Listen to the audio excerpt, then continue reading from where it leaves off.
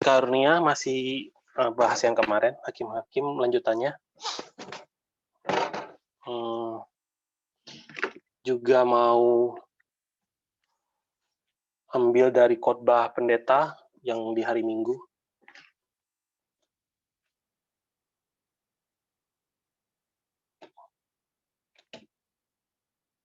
Oke, nah.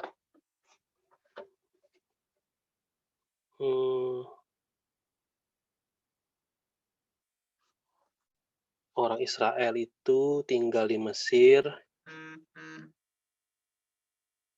430 tahun. Orang Israel di Mesir itu 430 tahun. Setelah itu mereka keluar dan menjalani kehidupan di padang gurun selama 40 tahun. Kemudian mereka masuk ke Kanaan. Masuk ke Kanaan, mereka perang sambil menaklukkan tanah Kanaan. Itu total 16 tahun. 16 tahun. Kemudian ini padang gurun ya. Padang gurun. Ini perang. Kemudian mereka hidup selama 340 tahun. Ini masa hakim-hakim ini yang kita lagi belajar kemarin. Masa hakim-hakim. Nah, setelah masa hakim-hakim, ini ada raja namanya Raja Saul.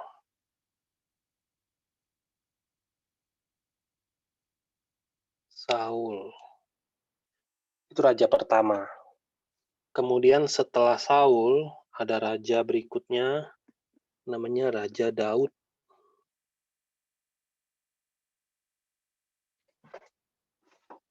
Kan kita lagi belajar silsilah Yesus kan? Kemarin itu kita lagi bahas silsilah yang dihapus nih, yang zaman hakim-hakim itu antara Salmon dan Boas. Berarti kelanjutannya tuh harusnya kita belajar Boas, Obed, Isai, Daud. Nah, berarti ini yang di sini nih, Boas, Obed, Isai, Daud. Harusnya kita belajar ini. Tapi ini nanti kita lewatin dulu pelajarannya, nanti kita balik lagi sini.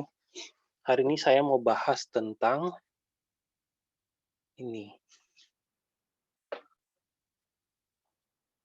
Nah, zaman hakim-hakim kita lihat minggu lalu bisa terjadi seperti itu. Kenapa? Karena selama 340 tahun ini mereka itu hidup berdampingan dengan penghuni asli Kanaan.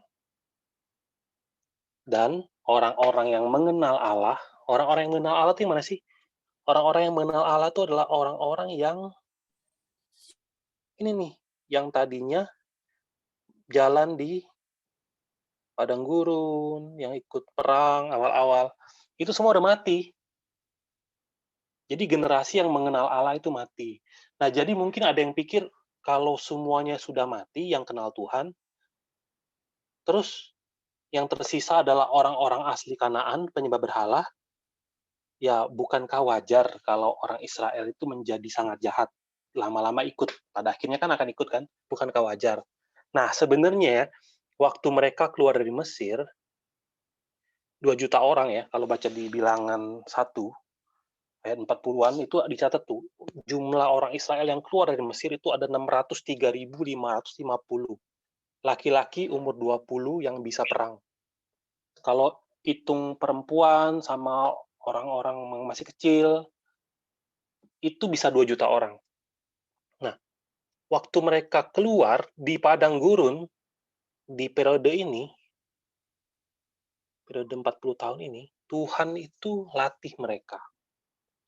Di dalam masa ini, Tuhan kasih mereka tuh tempat ibadah. Walaupun tempat ibadahnya masih bentuknya tenda, kemah, yang bisa dipindah-pindah, tapi mereka punya tempat ibadah. Namanya kemah suci. Kemah suci itu dikasih di sini. Kemah suci. Kemudian mereka juga dikasih kitab suci. Kan 5 kitab Musa kan Tuhan yang kasihkan kitab suci. Jadi Alkitab mereka waktu itu baru 5 kitab. Terus hukum-hukum Taurat. Hukum Taurat. Terus ada apa lagi? Ada imam besar. Imam besar. Imam besar pertama namanya Harun. Itu kayak pendeta, kepala pendetanya di zaman itu. Nah, bahkan Allah sendiri menyertai mereka dalam bentuk apa? Dalam bentuk tabut. Tabut Allah. Allah bilang, aku akan menyertai kalian dalam perjalanan padang gurun. Kalau kita baca di Keluaran 25 ya, ayat 10, saya bacain ya. Keluaran 25 ayat 10. Haruslah mereka membuat tabut dari kayu penaga 2,5 hasta panjangnya, 1,5 hasta lebarnya, dan 1,5 hasta tingginya. Ayat 11, haruslah engkau menyalutnya dengan emas murni dari dalam dan dari luar. Engkau harus menyalutnya, dan di atasnya harus kau buat bingkai emas sekelilingnya. Terus, sampai ayat 15. Saya bacain ayat 15 ya. Kayu pengusung itu haruslah tetap tinggal di dalam gelang itu, tidak boleh dicabut dari dalamnya. Nah, jadi dari ayat 10 sampai 15 itu Tuhan suruh bikin tabut. Tabut itu bentuknya seperti ini kira-kira. Nih, tabut. Ada malaikatnya. Lagi jongkok. Ini ada sayapnya. Sayapnya salah. Sayapnya ke depan. Ini ada dua sayap, ada malaikat ya. Terus ada gelang-gelangnya. Ada kayu pengusungnya. Nah, tabutnya seperti ini, emas, semua dari emas. Nah, Allah bilang, ayat 17, Keluaran 25 ayat 17, juga engkau harus membuat tutup pendamaian dari emas murni, 2,5 hasta panjangnya dan 1,5 hasta lebarnya. Ayat 18, dan haruslah kau buat 2 kerub dari emas. Kau buatlah itu dari emas tempaan pada kedua ujung tutup pendamaian itu. Nah, ini ada 2 malaikat, kanan kiri. Ini tutupnya nih, tutupnya. Ada malaikatnya. Nah, terus Tuhan bilang apa? Tuhan bilang, dari atas tutup ini aku akan ngomong sama kalian. Itu di ayat 22. Ayat 22 ya, Keluaran 25 ayat 22. Dan di sanalah aku akan bertemu dengan engkau, dan dari atas tutup pendamaian itu, dari antara kedua kerub yang di atas tabut hukum itu, aku akan berbicara dengan engkau tentang segala sesuatu yang akan kuperintahkan kepadamu untuk disampaikan kepada orang Israel. Nah, jadi tabut ini kayak tahtanya Allah. Jadi dengan memberikan tabut itu, dan Tuhan bilang, aku akan ngomong sama kalian dari atas ini, itu kayak Tuhan ngomong, aku itu menyertai kalian. Aku menyertai kalian. Nah, tabut itu diletakkan di dalam kemah suci. Itu jadi kayak Allah Immanuel. Nah, mereka jalan nih di perjalanan padang gurun tuh sambil bawa ini semua. Bawa ini semua. Nah, semua hal ini, kitab kitab suci, hukum Taurat, imam besar, tabut Allah, semuanya masuk ke dalam Kanaan.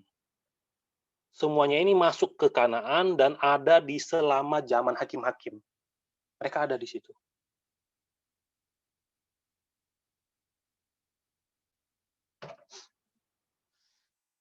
Dengan adanya hal-hal seperti ini, orang-orang Israel itu dapat meneruskan kehidupan iman mereka kepada Allah. Meskipun orang-orang yang awalnya kenal Allah sudah mati. Karena ada pewarisan iman kan, harusnya mereka inilah yang akan meneruskan iman. Tapi 340 tahun ini kan tidak seperti itu kan. Kita tahu mereka ngapain?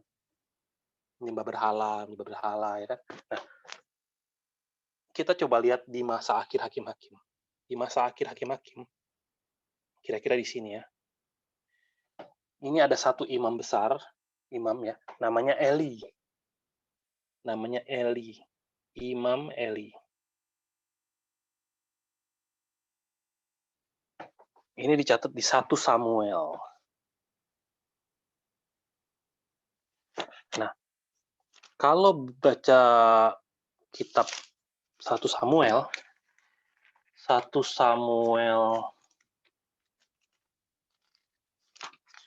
pasal 1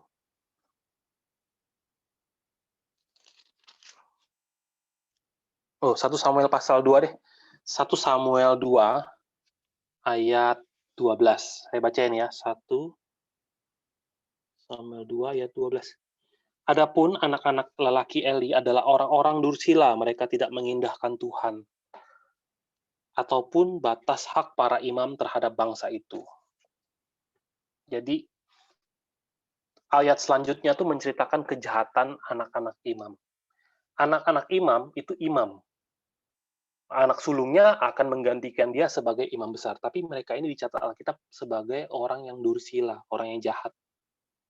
Mereka curi persembahan, mereka tidurin cewek-cewek yang kerja di bait suci. Ini Imam Eli ini. Nah, di zaman Imam Eli dicatat firman itu jarang. Kalau baca di 1 Samuel 3, 1 Samuel 3 di ayat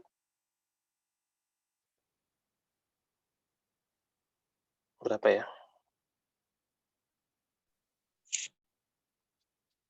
1 Samuel 3 ayat 1. Samuel yang muda itu menjadi pelayan Tuhan di bawah pengawasan Eli. Pada masa itu firman Tuhan jarang. Penglihatan-penglihatan pun tidak sering. Nah, di zamannya Eli, firman Tuhan itu jarang. Kok bisa jarang? Kalau kita baca di Maleakhi 2 ayat 6, ada yang bisa bacain nggak? Maleakhi 2 ayat 6.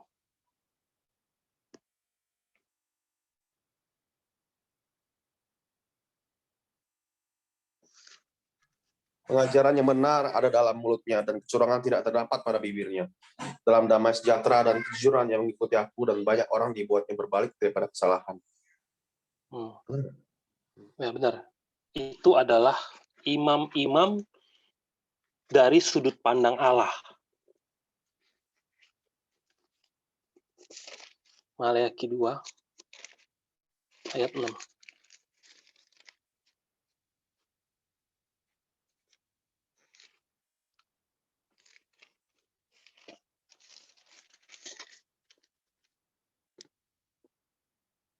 Pengajaran yang benar ada dalam mulut. Ini perjanjian Tuhan terhadap orang-orang Lewi. Imam kan dari orang Lewi kan. Pengajaran yang benar ada dalam mulutnya. Artinya apa? Firman itu ada dalam mulutnya.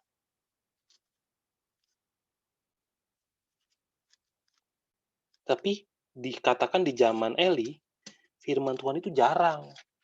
Berarti Eli itu bukanlah imam yang baik. Jadi bukan hanya anak-anak yang jahat, imam Lewinya sendiri itu nggak baik. Dia nggak mengajarkan firman kepada orang-orang. Nah, akibatnya ketika terjadi perang, waktu itu kan Israel kan lagi perang sama orang Filistin kan.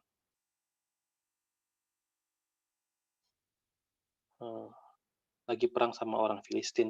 Kita baca 1 Samuel 4. 1 Samuel 4 ayat 1.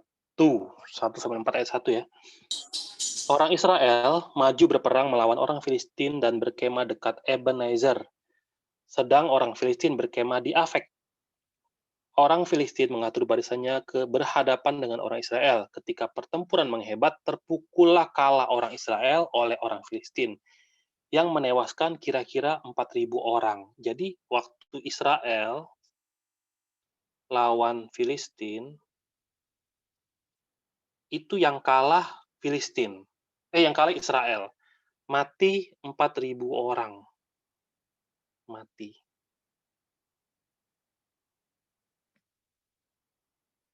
Terus, ayat 3, ketika tentara itu kembali ke perkemahan, berkatalah para tua-tua Israel, mengapa Tuhan membuat kita terpukul kalah oleh orang Filistin pada hari ini? marilah kita mengambil dari Silo tabut perjanjian Tuhan, supaya ia datang ke tengah-tengah kita dan melepaskan kita dari tangan musuh kita. Nah, jadi tua-tua itu termasuk Lewi kan? Lewi itu kan imamnya di zaman itu. Mereka menyarankan untuk apa? Jadi bukan orang-orang yang muda, tapi tua-tua, orang-orang yang dipandang tua atau yang dihormati, itu memiliki pandangan bagaimana? Kok kita kalah ya? Kalau gitu kita harus bawa tabut Allah pergi perang. Kenapa? Karena mereka ingat, dulu waktu mereka masuk ke tanah Kanaan, itu kan sungai Yordan kan airnya meluap. Bagaimana caranya mereka bisa masuk, menyeberang? Pakai tabut. Begitu orang bawa tabut, itu airnya langsung kebelah. Mereka juga ingat dulu waktu kita ngerobohin kota Yeriko, Yeriko tuh temboknya tinggi banget, dan temboknya double. Hanya dikelilingi doang, bawa tabut, itu tembok roboh. Jadi, kata orang-orang di zaman itu, pemimpin-pemimpin di zaman itu, mereka ingin menang dengan memanfaatkan tabut itu.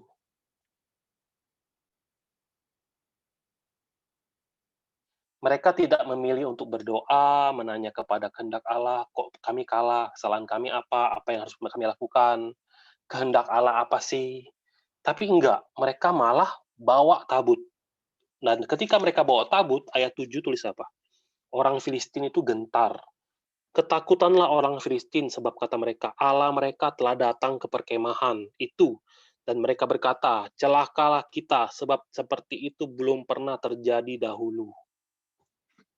Filistin pun ketakutan. Kenapa? Karena Israel pun bawa Allahnya. Nah, dengan mengedepankan ingatan-ingatan terhadap hal-hal yang mistis, Imam Eli dan tua-tua di zaman itu, di zaman akhir kehidupan hakim-hakim, mereka hendak memanfaatkan Allah seperti jimat. Tuhan itu tahu kan isi hati mereka tuh seperti apa. Mereka tuh pasti cuma mau pakai Tuhan di saat-saat genting aja. Hanya untuk perang, setelah menang pasti tabutnya ditinggalin lagi. Hanya memakai Allah untuk menyelesaikan masalah-masalah di saat kritis. Akhirnya apa? Kalau baca ayat 10, 1 Samuel 4 ayat 10, lalu berperanglah orang Filistin sehingga orang Israel terpukul kalah. Mereka melarikan diri masing-masing ke kemahnya. Amatlah besar kekalahan itu dari pihak Israel. Gugur 30.000 orang. 30.000 mati.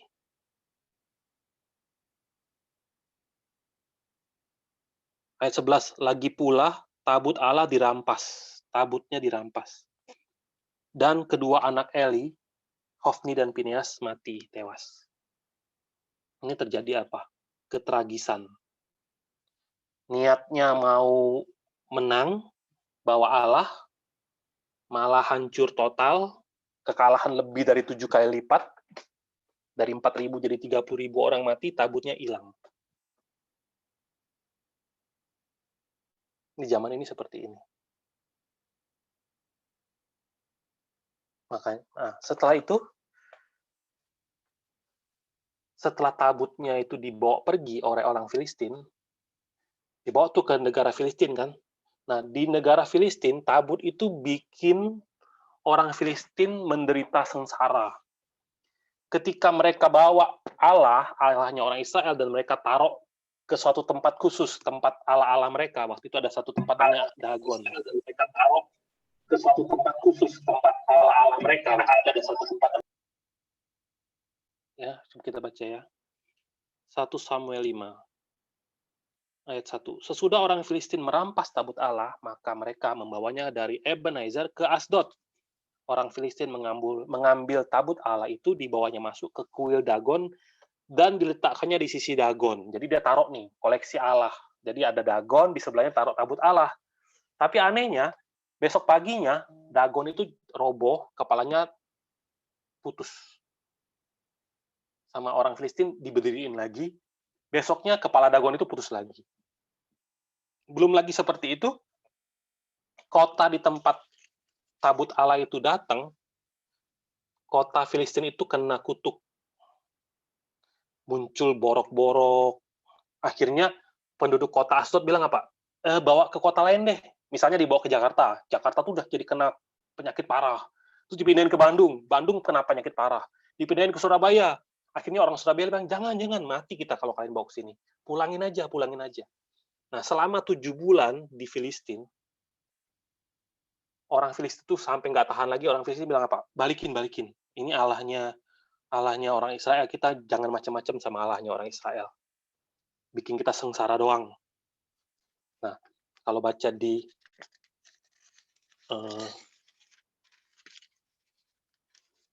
1 Samuel 6 ayat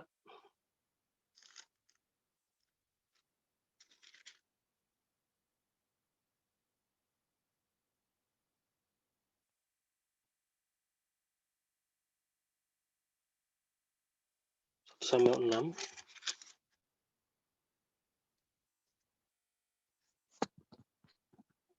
enggak, 1 Samuel 5 deh. 1 Samuel 5 ayat 11. Sebab itu mereka memanggil berkumpul semua raja kota orang Filistin itu dan berkata, antarkanlah tabut Allah Israel itu, biarlah itu kembali ke tempatnya, supaya jangan dimatikannya kita dan bangsa kita. Sebab di seluruh kota itu ada kegemparan maut, tangan Allah menekan orang-orang Israel dengan sangat dahsyat. Orang-orang yang tidak mati dihajar dengan borok-borok, sehingga teriakan kota itu naik ke langit. Ayat 1 Samuel 6 ayat 1, setelah 7 bulan lamanya tabut Tuhan itu ada di daerah orang Filistin, maka orang-orang Filistin itu memanggil para imam dan para petenung, lalu berkata kepada mereka, harus diapain nih tabutnya? Dibalikin, kata mereka. Nah, cara balikinya, orang Filistin itu bikin kereta. 1 Samuel 6 ayat 7. Oleh sebab itu, ambillah dan siapkanlah sebuah kereta baru. Jadi ada kereta nih, kereta baru. Dengan 2 ekor lembu. Ini ada lembu.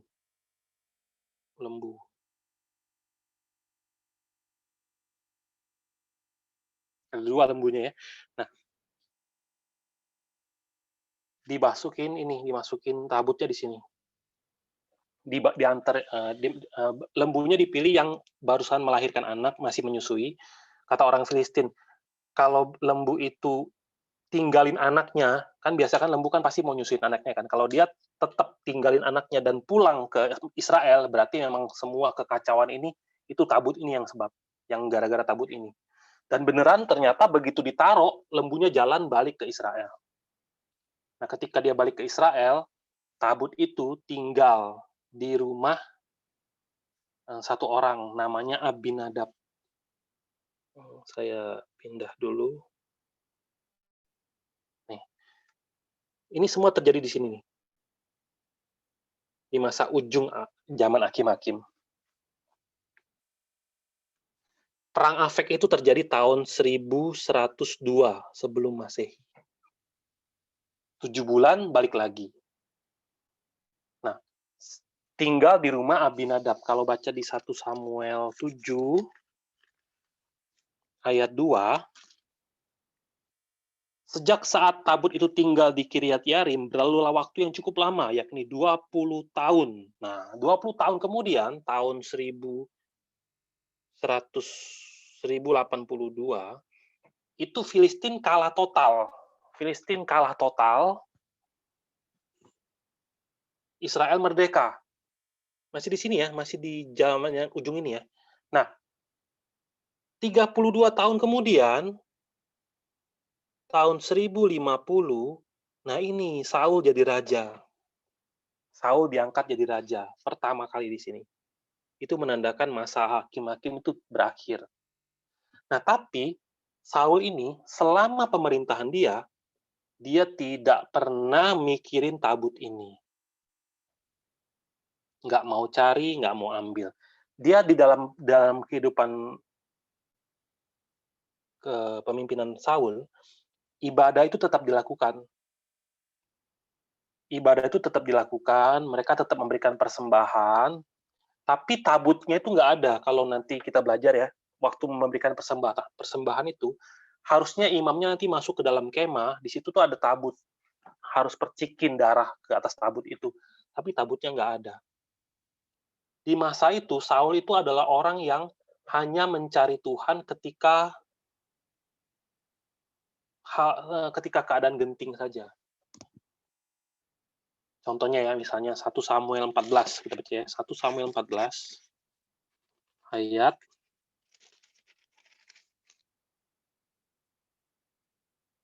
1 Samuel 14 ayat 3.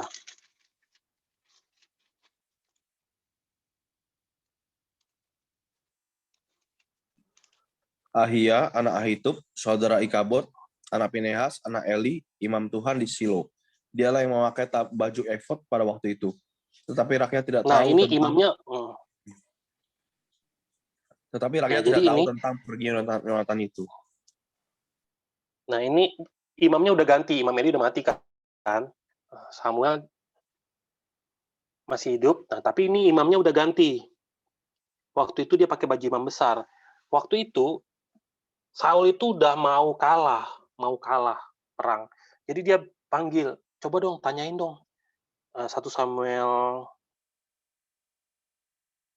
14 ayat 18. Ayat 18.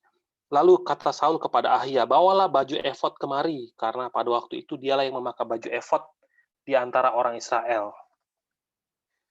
Jadi waktu itu Saul itu kalah perang, jadi dia panggil imam untuk tanya Tuhan. Imam itu bisa ambil keputusan lewat baju efod. Dia mau tanya, Tuhan ini kita gimana? Tapi begitu dia lagi mau panggil, nunggu-nunggu imamnya belum datang, tiba-tiba suara perang itu makin meriah. Dia bilang, ada apa? Ternyata mereka menang. Setelah tahu mereka menang, Saul bilang apa? Ya udah nggak jadi. Coba baca ya ayat 18. Ayat 19. Tetapi sedang Saul berbicara kepada imam itu, maka kian bertambahlah keributan di perkemahan orang Filistin. Sehingga Saul berkata pula kepada imam itu, biarlah. Maksudnya tuh nggak jadi gitu. Karena masalahnya udah selesai.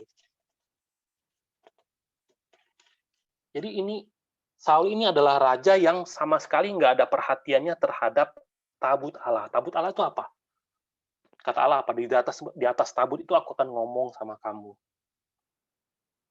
Jadi tabut Allah itu mewakili Allah sendiri. Saul itu tidak ada kepentingannya sama Allah.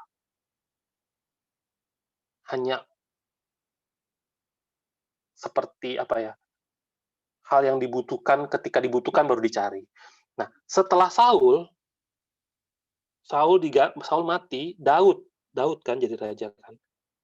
Daud ini beda. Daud ini adalah orang yang ingin mengembalikan tabut kembali ke dalam kemah suci. Jadi Daud itu berupaya sekali untuk mindahin tabut ke dalam kemah suci. Nah, kalau kita baca di 2 Samuel 6 ayat 1 sampai 3.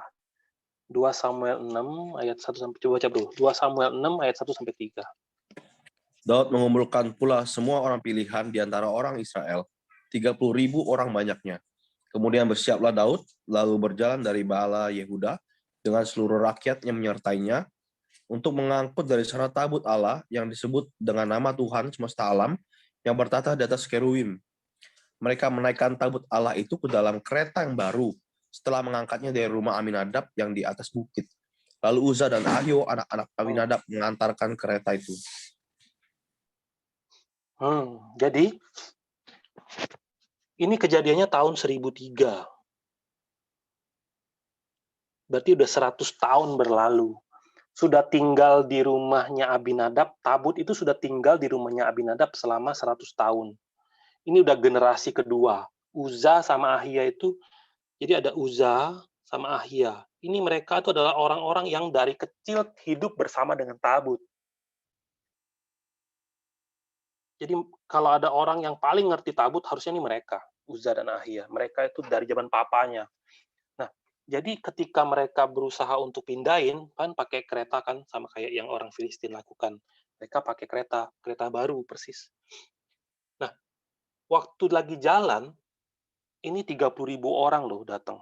Daud itu bawa 30.000 orang. 1 Samuel 14. Tadi itu 2 Samuel berapa? 2 Samuel 14 ya? 2 Samuel 6.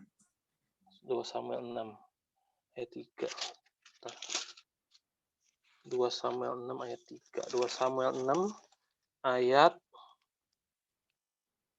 4.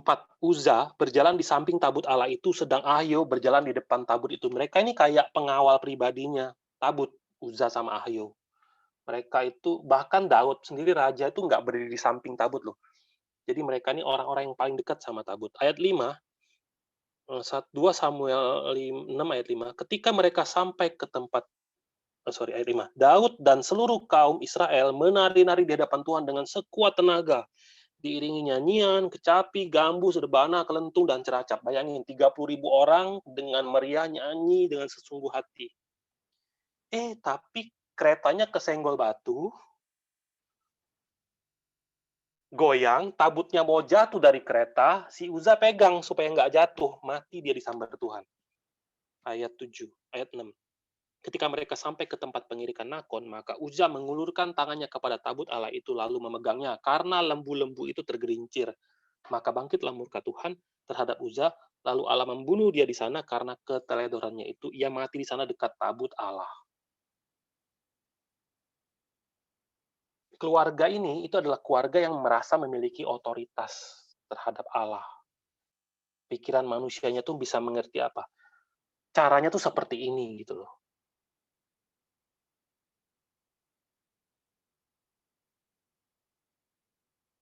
Uza itu adalah orang yang bertanggung jawab untuk memindahkan tabut. Tapi dia menggunakan cara-cara yang salah. Mengesampingkan Allah dan pakai pikirannya sendiri. Kita nggak boleh mengerti Allah yang kudus dengan cara yang tidak kudus. Tidak boleh mengutamakan akal sehat kita, cara kita berpikir, pengalaman kita. Selama ini memang begitu kok, nggak apa-apa gitu loh. Nggak boleh mengedepankan apa tradisi. Akhirnya setelah Uza mati, Daud itu melakukan reformasi agama. Kalau kita baca di 1 Tawarik 15 ayat 13, 1 Tawarik, coba baca bro, 1 Tawarik 15 ayat 13. Sebab oleh karena pada pertama kali kamu tidak hadir, maka Tuhan Allah kita telah menyambar di tengah-tengah kita, sebab kita tidak meminta petunjuknya seperti seharusnya.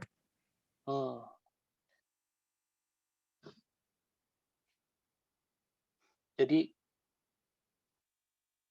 Daud bilang, waktu pertama kali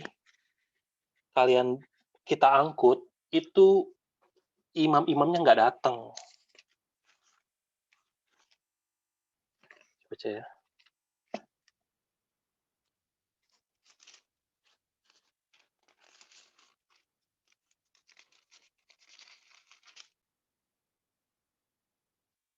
Sebab oleh karena pada pertama kali kamu tidak hadir. Nah, kamu ini siapa? Ayat 11. Lalu Daud memanggil Zadok dan Abiatar, imam-imam itu, dan orang-orang Lewi. Kenapa di antara 30.000 itu orang itu nggak ada mereka? Karena apa? Kalau baca di Bilangan 4, baca bro, Bilangan 4 ayat 5-6. Kalau perkemahan akan berangkat, haruslah Harun dan anak-anaknya masuk ke dalam untuk menurunkan tabir penudung dan menudungkannya kepada tabut hukum. Di atasnya mereka harus meletakkan tutup dari kulit lumba-lumba, dan di atasnya lagi mereka harus membentangkan selai kain yang seluruhnya ungu tua. Kemudian mereka harus memasang kayu-kayu pengusung tabut itu. Jadi tabut itu pertama harus ditutup. Kedua, harus dimasukin ke dalam pengusungnya. Kemudian harus diangkut di pundak imam. Keturunan-keturunan Lewi. Bukan pakai kereta. Makanya mati.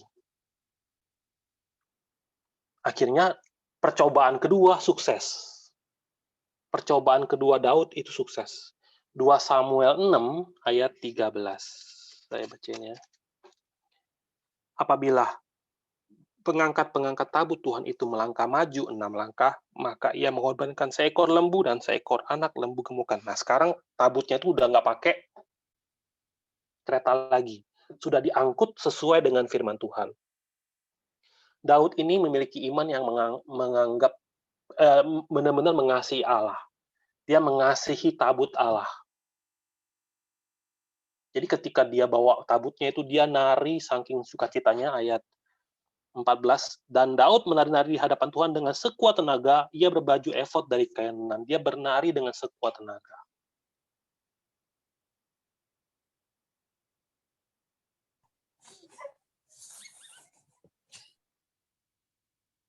Nah, ini adalah beberapa orang yang kita lihat ya, jadi di zaman hakim-hakim terakhir, Imam Eli bagaimana, Saul bagaimana, Daud bagaimana, ini 3 orang berbeda. Waktu itu, ketika mereka masuk di zaman hakim-hakim, mereka tuh punya imam, punya agama, punya Tuhan. Nah, kesamaan dari mereka ini, semua orang ini percaya kalau tabut itu punya kuasa. Allah itu punya kuasa, mereka percaya. Allah itu punya kuasa, hebat. Tapi motivasi mereka terhadap Allah itu beda. Supaya motivasi kita itu nggak salah, gimana? Harus sesuai firman. Supaya kita tidak salah mengerti tabut Allah, yang adalah lambang dari Allah, Allah tuh taruh Ulangan 31 ayat 26. Saya bacain ya. Ulangan 31 ayat 26. Ambillah kitab Taurat ini dan letakkanlah di samping tabut perjanjian Tuhan Allahmu supaya menjadi saksi di situ terhadap engkau.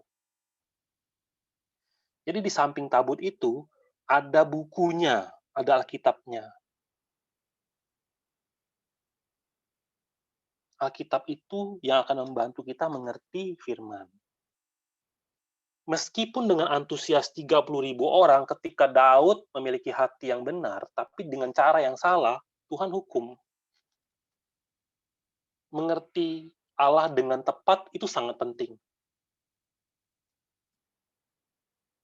Nah, kalau kita baca contohnya lagi ya, contohnya Nehemia 8. Nehemia 8 saya bacain. Maka serentak berkumpullah seluruh rakyat di halaman di depan pintu gerbang air. Mereka meminta kepada Ezra, ahli kitab itu, supaya ia membawa kitab Taurat Musa, yakni kitab hukum yang diberikan Tuhan kepada Israel. Lalu pada hari pertama, bulan yang ketujuh itu, Imam Ezra membawa kitab Taurat itu ke hadapan jemaah, yakni baik laki-laki maupun perempuan, dan setiap orang yang dapat mendengar dan mengerti. Ia membacakan beberapa bagian daripada kitab itu di halaman di depan pintu gerbang air dari pagi sampai tengah hari di hadapan laki-laki dan perempuan dan semua orang yang dapat mengerti. Dengan penuh perhatian, seluruh umat mendengarkan pembacaan kitab Taurat itu. Ini yang harus dilakukan oleh Imam Eli, tapi tidak. Ayat 9. Ayat 8. Bagian-bagian daripada kitab itu, yakni Taurat Allah, dibacakan dengan jelas, dengan diberi keterangan-keterangan sehingga pembacaan dimengerti. Jadi mereka itu Bible study waktu itu. Ayat 10. Lalu Nehemia, yakni kepala daerah itu, dan Imam Ezra, ahli kitab itu, dan orang-orang Lewi yang mengajar orang-orang itu berkata kepada mereka semua, hari ini adalah kudus bagi Tuhan Allahmu. Janganlah kamu berduka cita dan menangis, karena semua orang itu menangis ketika mendengar kalimat-kalimat Taurat itu. Mereka nangis karena mereka ngerti. Mereka sadar akan firman Allah.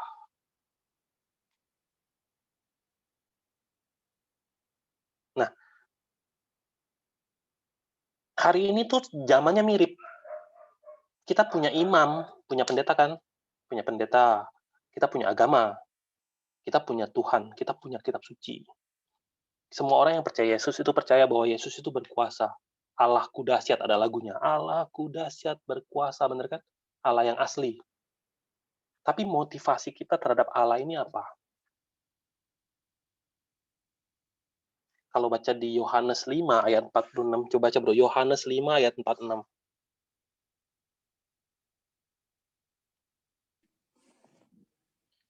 Sebab jikalau kamu percaya kepada Musa, tentu kamu akan percaya juga kepadaku, sebab ia telah menulis tentang aku. Yesus bilang, di dalam kitab Taurat, Musa kan tulis Taurat kan, 5 kitab Musa. Kitab Musa 5 itu isinya aku. Yohanes 5 ayat 39, satu lagi dulu. Yohanes 5 ayat 39. Kamu menyelidiki kitab-kitab suci, sebab kamu menyangka bahwa olehnya kamu mempunyai hidup yang kekal. Tetapi walaupun kitab-kitab suci itu memberi kesaksian tentang aku. Kitab-kitab suci itu memberi kesaksian tentang aku, kata Yesus. Lukas 24, saya bacain ya. Lukas 24, ayat 18. Seorang dari mereka, namanya Kleopas, menjawabnya, adakah engkau satu-satunya orang asing di Yerusalem yang tidak tahu apa yang terjadi di situ pada hari-hari belakangan ini?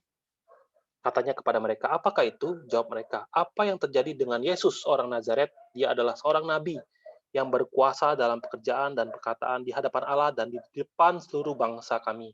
Jadi waktu Yesus bangkit, Yesus jalan menemui orang-orang murid-muridnya yang lagi jalan menuju ke Emmaus. Dari Yerusalem mereka mau ke Emmaus, balik kampung, karena Yesus mati. Yesus dengan rupa yang lain datangin mereka dan ngobrol. Kenapa? Ada cerita apa? Orangnya bilang, kamu ini orang baru ya?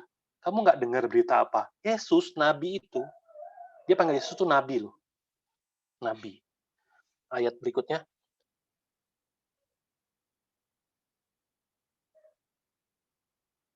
Tetapi imam-imam, kepala dan pemimpin-pemimpin kami telah menyerahkan dia untuk dihukum mati dan mereka telah menyalibkannya.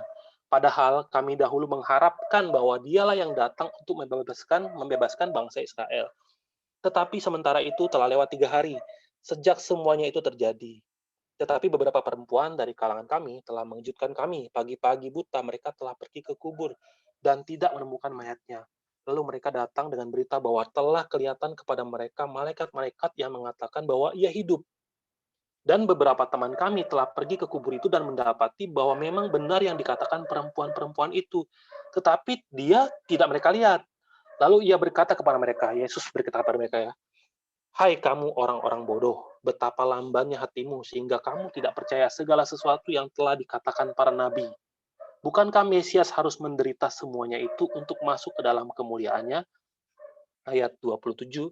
Lalu ini Yesus ya, lalu ia menjelaskan kepada mereka apa yang tertulis tentang dia dalam seluruh kitab suci, mulai dari kitab-kitab Musa dan segala kitab-kitab nabi-nabi. Yesus menggunakan seluruh Alkitab Perjanjian Lama, mulai dari kitab Musa, kitab nabi-nabi, semuanya dijelasin tentang Yesus itu apa. Alkitab itu seluruhnya bercerita tentang Yesus. Yesus itu bercerita tentang apa? Firman. Firman itu bercerita tentang apa? Tentang kenyataan diri kita. Kebenaran yang sejati itu seperti apa? Apa yang Tuhan mau pulihkan dari kita? Tapi kalau kita nggak tahu ini, akhirnya apa? Yang dijual apa? Bagaimana caranya kita menjadi sukses dengan menggunakan Alkitab? Ini yang dijual orang zaman hakim-hakim nih. Kalau ada perang, bawa tabut. Mau jualan, bawa tabut. Ada masalah, bawa tabut. Seluruh orang Kristen setiap ada masalah, pasti bawa Tuhan. Nggak ada orang yang nggak bawa Tuhan. Tapi motivasinya apa?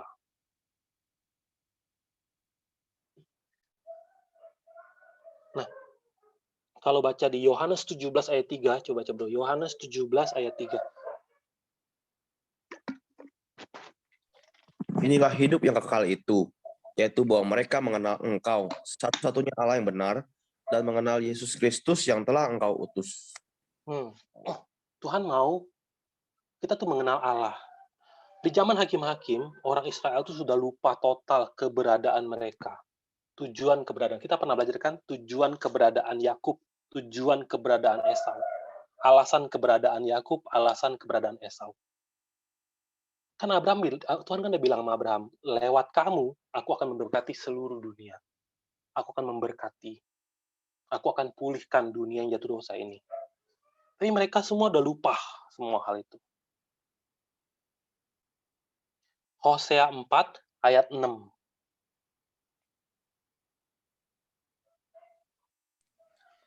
Umatku binasa karena tidak mengenal Allah, karena engkaulah yang menolak pengenalan itu, maka aku menolak engkau menjadi imamku. Dan karena engkau melupakan pengajaran Allahmu, maka aku juga akan melupakan anak-anakmu. imamnya sendiri sudah melupakan Allah.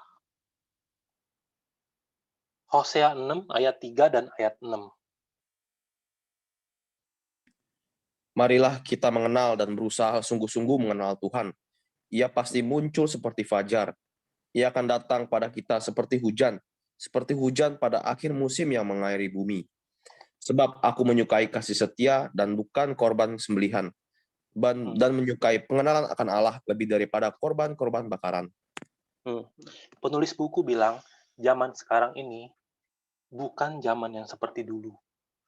Zaman sekarang ini, ketika seseorang itu benar-benar memiliki hati untuk mencari Tuhan, mereka akan ketemu.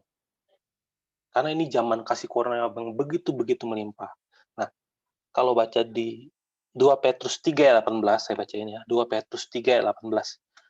Tetapi bertumbuhlah dalam kasih karunia dan dalam pengenalan akan Tuhan dan Juru Selamat kita, Yesus Kristus.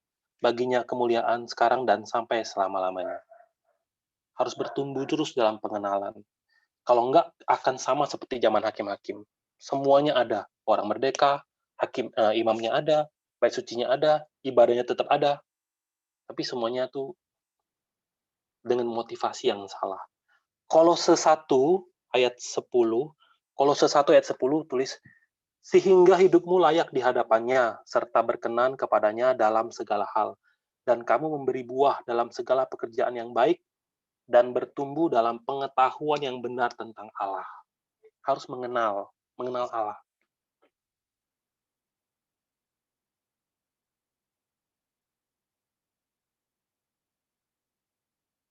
1 Korintus 10 ayat 9.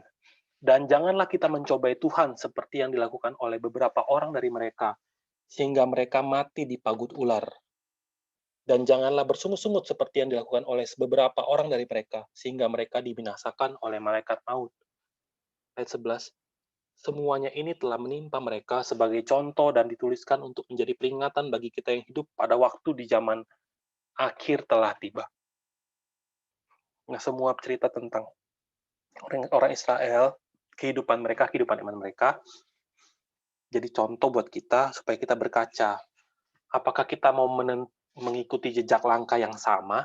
Kan Tuhan bilang, aku sudah menunjukkan kepadamu jalan yang lurus. Ikutlah jalan yang lurus itu. Jalan-jalan dari zaman dahulu kala, aku sudah mengatakannya.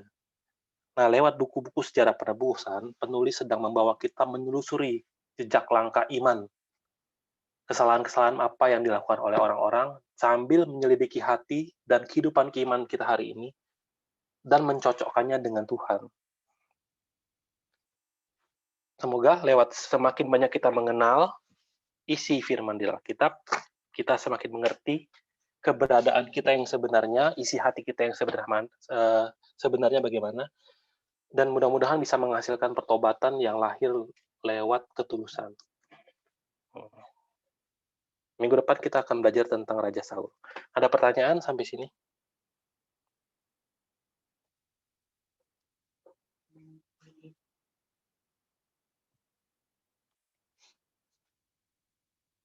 Kalau nggak ada, kita tutup dengan doa Bapa kami ya. Bapa kami yang di surga, dikuduskan namamu, datang kerajaanmu, jadilah kehendakmu di bumi seperti di surga. Kami pada hari ini, amin.